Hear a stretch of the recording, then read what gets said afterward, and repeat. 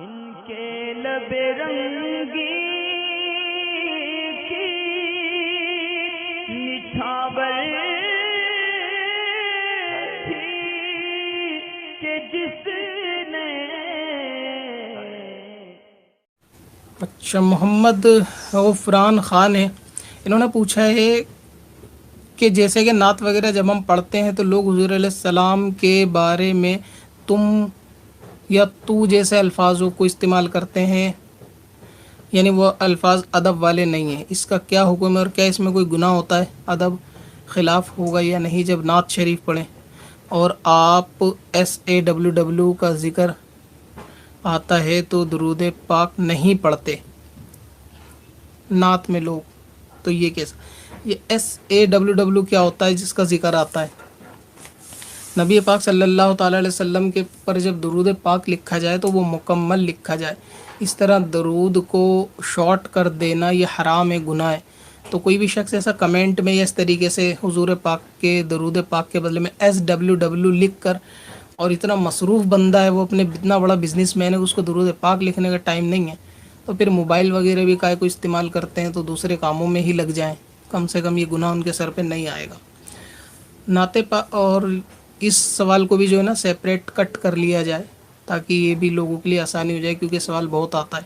हालांकि इसका जवाब जो है वो एक मुफ्ती साहब ने, शायद मुफ्ती राशिद नाम है या ऐसे कुछ नाम है उनका, पाकिस्तान का चैनल है, उन्होंने इसका जवाब ही हाल फिलहाल में दिया है कि नाते पाक के अंदर तू करना। कुछ उन्होंने लुगत के एतबार से, कुछ ग्रामेटिकल एतबार से उन्होंने बताया। मैं आपको जनरल सी सीधी सी बात बताता हूँ, तू और तुम जो नाते पाक के अंदर इस्तेमाल करते हैं, जो एक लफ्ज़ होता है तू का या तुम का, ये सभी लोग जानते हैं जो थोड़ी बहुत भी ग्रामर पढ़े हुए होंगे, चाहे वो हिंदी के एतबार से हों या इंग्लिश के एतबार से हों, कि ये एक, यानी ये एक ऐसा वर्ड है जो सिंगल पर्सन के लिए, यानी एक वचन के लिए आप इसे कह सकते हैं, वाहिद के लिए इस्तेमाल होता है तू या तुम। इसी तरीके से बहुवचन के लिए या एक से ज़ायद के लिए, जमा के लिए इस्तेमाल होने वाले होते हैं तुम या आप।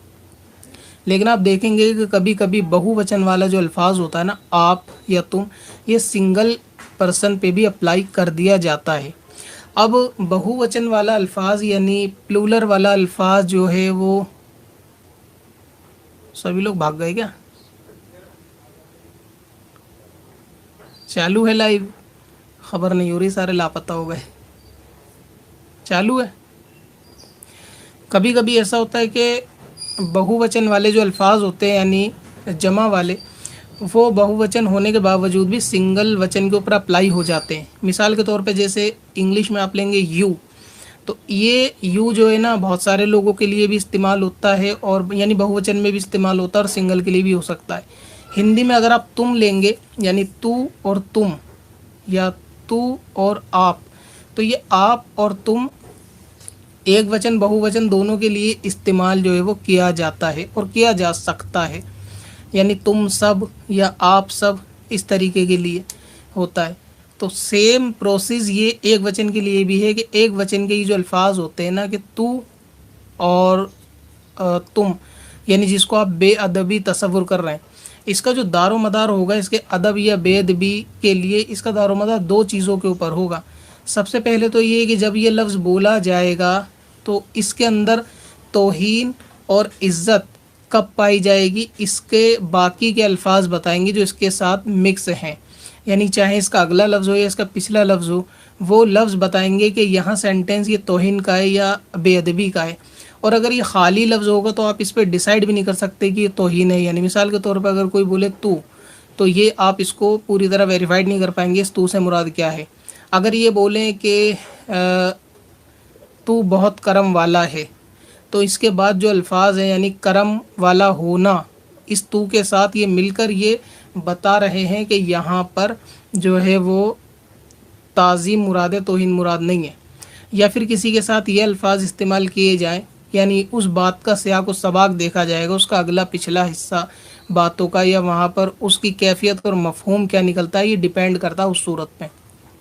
अगर कोई कहे कि तेरी बारगाह बहुत बुलंद है, तो जाहिर सी बात है कि यहाँ बारगाह बुलंद करना एक किसी की रेस्पेक्ट देना है, उसका मान सम्मान बढ़ाना है। तो यहाँ पे तेरी का लफ्ज़ जो है वो तौहीन के ज़ुमरे में नहीं आएगा।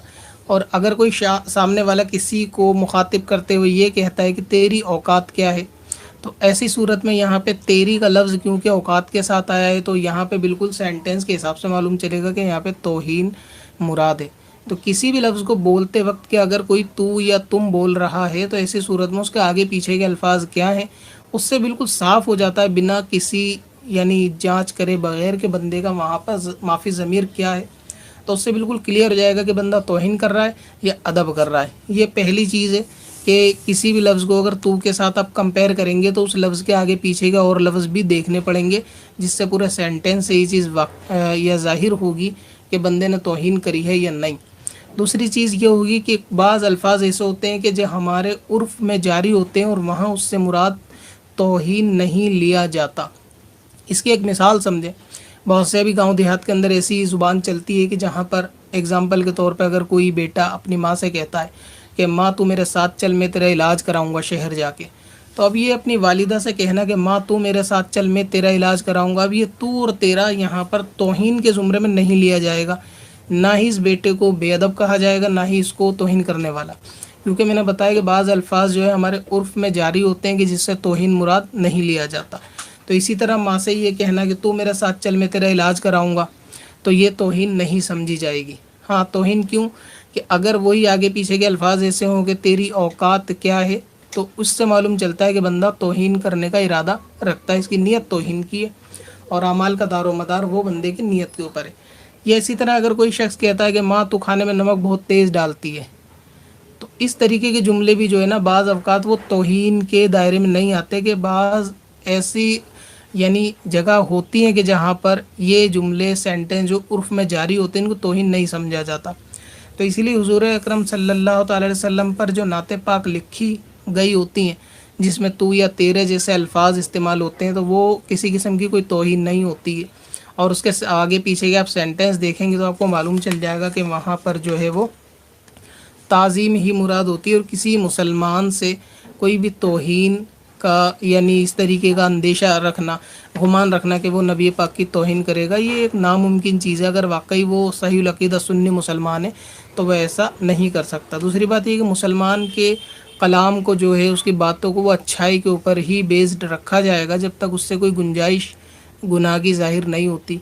और जहाँ तक तावील बन पड़े, मुसलमान के कलाम में तावील करनी चाहिए, अगर वो बाज़ाहिर कोई बदअक़ीदा या बाज़ाहिर फासिक के मौलिन शख्स ना हो तो उसके कलाम में जो है वो बिल्कुल तावील करना ये वाजिब है। पत्थर में असल नाले पुरन